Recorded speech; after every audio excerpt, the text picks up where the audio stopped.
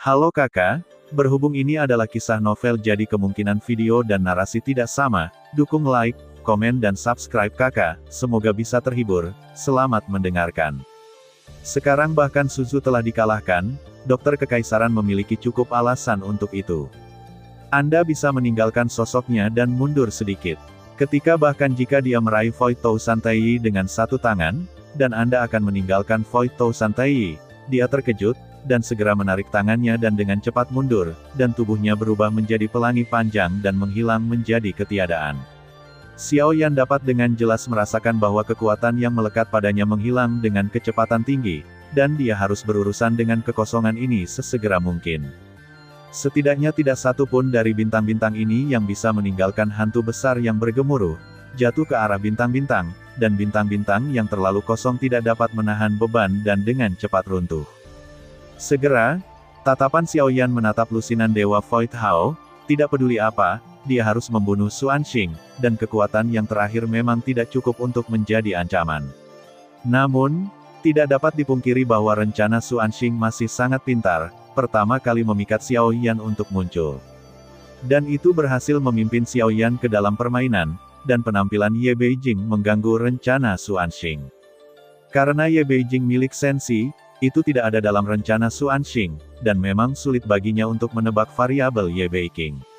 Namun, Su Qiantai menjadi salah satu kunci untuk menggagalkan rencana Xuanxing.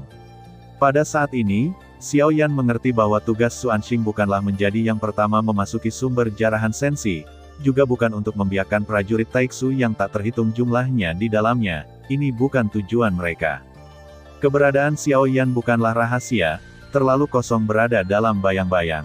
Faktanya, dia telah mencari Xiao Yan, dan Xuanxing datang untuk Xiao Yan. Dalam hal seluruh Taixu, memang benar bahwa Xiao Yan adalah variabel terbesar dari sistem dewa, dan ketakutan terhadap yang mulia bahkan lebih dari sistem dewa itu sendiri. Ini cukup untuk menunjukkan betapa menakutkannya mantan yang mulia begitu kuat. Ini adalah kedua kalinya Xiao Yan merasakan kekuatan dari yang mulia. Perasaan ini tak tertandingi, dan ada rasa nikmat di sekujur tubuh, yang membuat Xiao Yan merasa sangat bahagia, dan telapak kakinya dengan ringan menginjak tubuh, dan mereka seperti semburan yang mengalir keluar. Untuk menemukan kekosongan kedamaian, sekarang tidak ada cara lain selain mencari dari parit kosong ini, dan tidak ada satu parit kosong pun yang tersisa di sini. Jadi dalam hal teori rahasia Void Anxing, kecepatan Xiao Yan sangat cepat, dan dalam waktu kurang dari setengah pilar dupa, dia telah mencari semua parit kosong, tidak mungkin, dia akan menghilang begitu saja. Setelah mencari selama seminggu, Xiao Yan tidak menemukan sosok Xuanxing, yang langsung membuatnya mengerutkan kening. Xuanxing pergi, dan sisanya hanyalah sisa makanan, membunuh atau tidak membunuh, dan itu bahkan tidak berarti banyak. Xiao Yan menoleh untuk melihat dan menemukan bahwa bukan hanya Xuanxing yang menghilang, tetapi juga keabadian Dewa Void. Semua pembangkit tenaga listrik dari kekuatan di atas telah menghilang, dan mereka tampaknya telah menghilang begitu saja. Umumnya, Xiao Yan segera bereaksi, ini pasti dilakukan oleh Chang Xuanxi, dan dia bahkan tidak tahu kapan dia akan mentransfer semua yang terlalu lemah dan pembangkit tenaga listrik ini. Yang tersisa di sini sekarang adalah cangkang yang terlalu kosong, dengan sedikit nilai. Xiao Yan sedikit tidak mau dalam pertempuran ini, dia berkeliaran antara hidup dan mati, dan bahkan mengatakan bahwa dia memang pernah terbunuh sekali oleh jiwa terbelah Master Void, dia tidak tahu mengapa dia dibangkitkan pada akhirnya. Pada saat ini, saat kekuatan di tubuh Xiao Yan dengan cepat menghilang, wilayahnya jatuh kembali ke keabadian para dewa. Yang pertama, tapi kemudian Xiao Yan melihat sekeliling pada nafas yang jatuh ke dasar, dan sepertinya memantul lagi. Di tangan Fangkai, kekuatan aturan yang dulunya tidak dapat dipahami tampaknya menjadi jelas, dan banyak dewa yang abadi. Yang pertama adalah tumbuh dan maju, dan yang kedua adalah setengah menggenggam, yang benar-benar mulai mengendalikan, dan itu milik kekuatan asal-usul dunia ini, tetapi Xiao Yan belum mereda sampai sekarang, dan dia bingung dan bertarung. Pada titik ini, mengalami hidup dan mati yang terus-menerus telah membuatnya sadar lagi dalam keadaan pikirannya, tetapi itu hanya perasaan kematian. Xiao Yan tidak lagi takut, apakah itu tubuh atau jiwanya, rasa takut ini melemah. Xiao Yan mengulurkan telapak tangannya dan nyala api melompat di telapak tangannya, tersapu, dan dari kehampaan, sebenarnya ada nyala api yang melompat keluar. Nyala api ada di mana-mana, dia adalah kekuatan asli yang membentuk dunia. Jantung api yang saya bawa hanyalah perwujudan dari aturan. Xiao Yan bergumam, pada saat ini, wilayahnya telah menembus dari keabadian para dewa, lapisan pertama ke cermin setengah pegangan kedua. Permaisuri tersandung sedikit, Xiao Yan mengangkat matanya, telapak kakinya melangkah maju, melangkah keluar dan mengulurkan tangannya, dan memegang wajahnya yang pucat, terlihat sangat lemah. Permaisuri Xiao Yan terima kasih telah kembali. Permaisuri jatuh ke pelukan Xiao Yan. Ketika Ye Beijing melihat adegan ini, dia tertegun sejenak, karena permaisuri yang jatuh di pelukan Xiao Yan mengangkat matanya dan menatap Ye Beijing yang marah. Ye Beijing dengan tatapan provokatif dan menyeringai, "Yah, tetapi cedera pembangkit tenaga listrik abadi Tuhan seharusnya tidak berlangsung lama." Xiao Yan mengangguk, dia secara alami melihat melalui kehati-hatian permaisuri. Alasan mengapa dia muncul di sebelah permaisuri adalah karena Xiao Yan lebih banyak berada di Beijing pada malam hari, jadi lebih baik menjaga jarak darinya. Sekarang permaisuri ada di sini, itu adalah perisai terbaik, mengapa Anda ingin dia melemparkannya ke pelukan Anda? Jika itu masalahnya, saya tidak keberatan, lagi pula, apakah itu di kehidupan masa lalu atau sekarang, tidak pernah ada kekurangan wanita.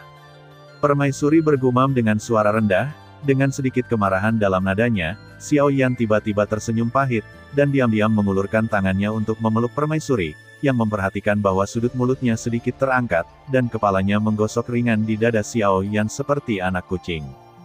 Saat ini, masih ada banyak prajurit Taixu yang hanya mentransfer pembangkit tenaga listrik abadi dari Dewa Taixu, dan mereka bahkan tidak tahu apakah mereka dipindahkan dari Sensi, atau baru saja dipindahkan dari Sensi, dan seseorang akan menanganinya di tempat lain, jadi mari kita tahan sebentar.